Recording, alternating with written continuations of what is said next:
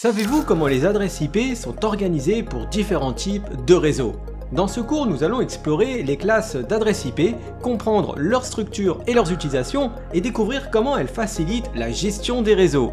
Préparez-vous à plonger dans les détails des classes A, B, C, D et E, essentielles pour maîtriser les concepts de base du réseau et réussir votre certification CCNA.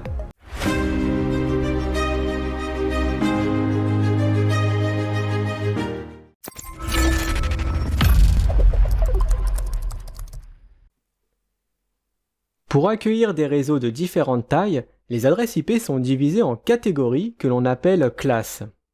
Au début d'Internet, c'est l'IANA qui a déterminé les classes. Chaque adresse IP est composée d'une partie réseau qui se nomme network et d'une partie hôte qui se traduit par host en anglais. Les hôtes IP utilisent les adresses IP de classe A, B et C pour les communications unicast, c'est-à-dire dot-à-hôte. La classe A est un bloc d'adresses qui est conçu pour supporter des réseaux extrêmement importants avec plus de 16 millions d'adresses DOT par réseau. Elle utilise uniquement le premier octet pour indiquer l'adresse réseau. Les 3 octets restants sont utilisés pour les adresses DOT. Le premier bit d'une adresse de classe A commence toujours par un 0, ce qui nous donne une plage IP de 0 à 127.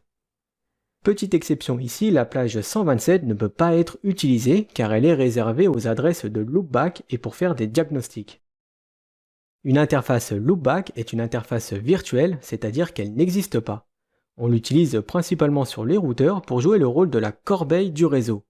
Les paquets qui comportent des erreurs seront envoyés directement sur cette adresse de loopback qui sera supprimée automatiquement quand le paquet aura atteint sa durée de vie. La classe B est conçue pour répondre aux besoins des réseaux de plus de 65 000 hôtes. Elle utilise 2 des 4 octets pour indiquer l'adresse réseau. Les 2 octets restants sont réservés pour les hôtes. Les 2 premiers bits du premier octet commencent toujours par 10 en binaire, ce qui nous donne une plage IP de 128 à 191. Et la classe C est la classe d'adresse la plus utilisée car elle est destinée pour les petits réseaux avec un maximum de 254 hôtes par réseau. Ici, les 3 premiers octets de l'adresse IP identifient la partie réseau, et l'octet qui reste est réservé à la partie hôte. Une adresse de classe C commence systématiquement par un binaire de 110, ce qui donne des réseaux pouvant aller de 192 à 223. Alors il existe aussi 2 autres classes qui ne sont pas destinées pour des hôtes IP.